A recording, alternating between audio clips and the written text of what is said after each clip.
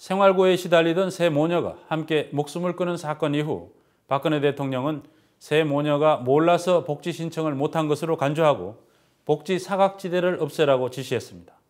그러나 그동안 박 대통령은 소위 비정상의 정상화를 주창하면서 복지 사각지대를 없애는 것보다 부정수급자를 적발해 예산 낭비를 줄이라고 지시해왔습니다.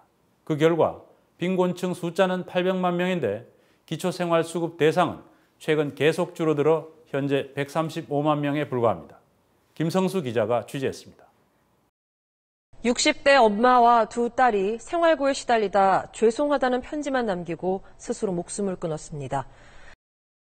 송파구 세 모녀 동반 자살 사건 이후 생활고를 비관한 자살 사건이 잇따르고 있습니다. 우리나라의 복지 여건이 아직 충분하지는 않지만 있는 복지 제도도 이렇게 국민이 몰라서 이용하지 못한다면 사실상 없는 제도나 마찬가지입니다. 대통령의 한마디에 보건복지부는 발등에 불이 떨어졌습니다. 복지 사각지대를 찾아내 지원하겠다며 한 달간의 전국 일제 조사에 착수했습니다. 그런데 그 내용은 3년 전의 일제 조사와 판박이처럼 똑같습니다. 당시도 지하철과 공중화장실에서 생활하던 세 남매의 사연이 언론에 알려지며 복지제도에 대한 비판이 고조된 직후였습니다. 통반장들에게 마을 조사 잘하게 하겠다, 포스터 붙이겠다, 소외된 이웃 발굴하게 하겠다, 사각지대 없애겠다, 홍보 열심히 하겠다. 당시 사각지대 발굴해서 전국에 만여 명의 사람들에게 긴급 지원 실시했습니다. 그것이 끝이었습니다. 박근혜 대통령은 그렇게 생각하고 있을지도 모른다는 생각이 저는 듭니다. 빈곤층 사람들은 이런 요란한 분위기를 어떻게 바라보고 있을까? 취재진은 반나절 동안 서울 시내 쪽방촌과 임대 아파트를 돌아봤습니다. 모두들 자신의 일처럼 세 모녀의 비극을 가슴 아파했습니다. 그 뉴스를 보고서는 아주 너무 황당한 것이로 느꼈어요. 그래서 또 애통하더라고. 벌이도 재산도 없는 노인들. 하지만 자식의 존재만으로 복지를 포기해야 하는 경우가 많았습니다. 해보시지 그러죠. 부모 유산도 벌 물려받은 것도 없는데 돈 벌이도 시원찮은데 이런 것까지 해달라고 하면 애들이 좀 실망하죠. 우리도 나이 먹어서 자존심 때문에 그걸 애들한테 얘기를 못하는 거죠. 여러 가지 복합돼가지고 이제 완전히 포기하고 있는 거예요. 걔가 저 고등학교 졸업하고 역영된다고 공부 한 몇 년 하더니 뭐 조그만 전세 하나 살던가 다 거들내고 우리 전세 2천만 원 빼서 갖고 나니까 월세 나가야지 이거 먹고 살아야지 힘들더라고. 그래서 내가 동해 오죽하면 쫓아갔지. 가서 사정 얘기를 했더니 안 된다고 그래 안 된다고 되게 서운하고 창피하고 그러더라니까. 지방에 5천만 원짜리 집 한 채가 가진 것의 전부여도 복지는 남의 일이었습니다.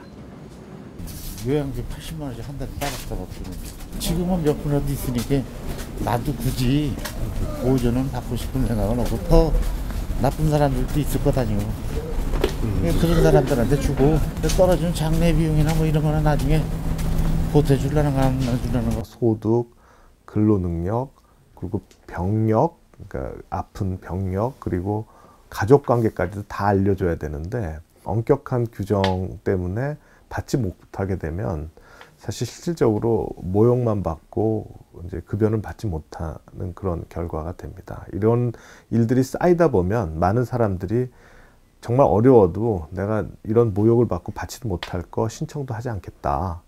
이게 바로 사각지대인 거죠. 그래서일까? 사연을 들려주지 않는 한 할머니는 이대로 마지막을 준비하는 듯 했습니다. 병원비도 필요하실 거고 그러면은 정부에서 이런 제도가 있으면은 신청을 하셔야 되는 거 아니에요? 그렇죠. 그런데 저는 제대로 또 무슨 사정이 있어요. 그래서 그래요. 미안합니다. 그러면 아직까지는 해보려고 마음을 안 먹어보신 거예요? 예. 우리 주위엔 이렇게 수많은 새 모녀들이 있었지만 정부는 이들의 마지막 버팀목도 치워버리고 있습니다. 올해 긴급복지 지원 예산은 499억 원, 지난해 추경을 포함한 971억 원에서 절반 가까이 삭감된 수치입니다. 불용 예산을 남기지 말라는 정부 기조 때문이었습니다. 긴급복지는 경제 여건이라든지 사회의 어떤 그 변화 여건 무상하기 때문에 못 따라가니까 예산을 조금 여유 있게 짜놓는다고. 그래서 실무자 입장에서는 예산을 조금 여유 있게 따는데 그 예산 남았다고 또 혼내요. 그러면 저희 실무자 같은 경우는 참 일하기가 너무 힘듭니다. 인정을 안 해주니까 사람들이 못 받아가니까 돈이 얼마 안 들어간다고 예산을 깎고. 그래서 그런 황당한 일을 자기들이 해놓고는 이제 와서는 그런 제도가 있었으면 받았을 텐데 안타깝다라는 말이나 하고 있으니까 저희는 기가 막히는 거죠. 한 달 벌이가 90만 원에도 못 미치는 빈곤층 숫자는 800여만 명. 국민 6명 가운데 1명꼴로 OECD 국가 가운데 6번째로 높은 비율입니다. 그 가운데 정부의 기초생활수급 대상은 최근 5년간 계속 줄어들어 현재 135만 명에 불과합니다. 뉴스타파 김성수입니다.